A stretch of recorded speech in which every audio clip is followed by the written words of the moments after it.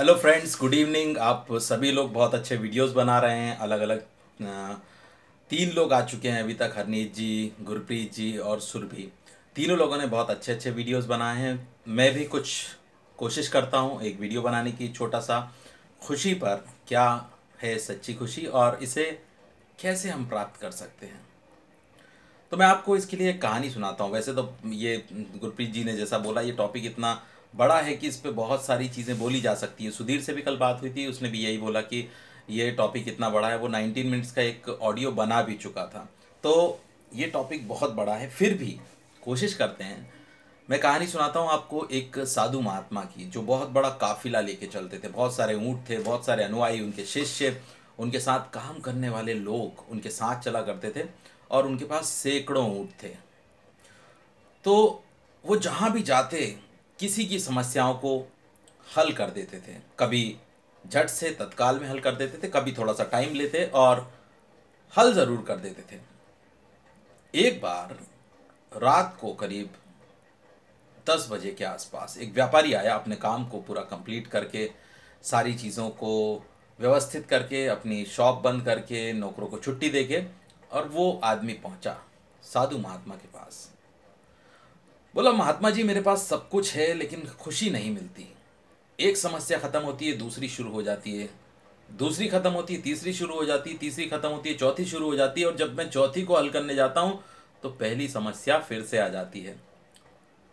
साधु महात्मा ने कहा कि मैं तुम्हें इस सवाल का जवाब जरूर दूंगा। तुम अपनी दुकान वगैरह बंद करके आ गए हो, तो क्या तुम मेरे साथ सुबह तक रुक सकते हो?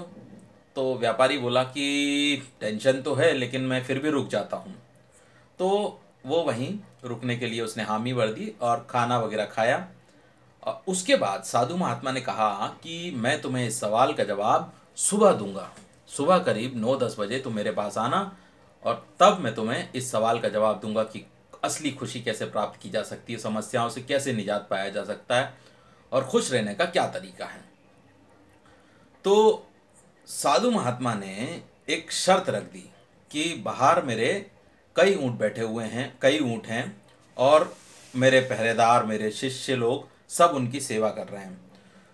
मैं सिर्फ तुमसे ये चाहता हूँ कि तुम तब सोना जब ये सारे के सारे ऊँट बैठ जाएं। तो व्यापारी को लगा चलो ठीक है, एक आध घंटे में मैं सारे ऊँटों को बैठा के अपना आराम करने चला जाऊंगा। तो वो वहाँ पे ऊँटों को बैठाना शुरू किया। एक ऊँट को बैठाता, दूसरा ऊँट बैठाता, तीसरा ऊँट बैठाता, लेकिन कहीं और से कोई ऊँट जो बैठा हुआ था वो खड़ा हो जाता। फिर उस ऊँट को बैठाने जाता, तब तक वो पहला वाला ऊँट खड़ा हो जाता। ऐसे करते करते सारे ऊँटों को बैठाने के चक्कर में पूरी रात निकल गई, लेकिन कभी भी ऐसा कोई वक्त नहीं आया जब सारे के सारे ऊँट बैठ जाएं। सुबह वो व्यापारी पहुंचा साधु महात्मा के पास। साधु से बोला कि महात्मा जी मेरी समस्या का हल बता दीजिए। महात्मा जी बोले कि कैसी नींद आई? बोले, महात्मा जी मैं एक भी मिनट नहीं सो पाया।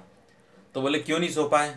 तो बोला कि जब मैं एक ऊँट को बैठाता था तो दूसरा खड़ा हो जाता था, 4-5 ऊँट बैठाता था तो 4-5 कहीं और के ऊँट खड़े हो जाते थे।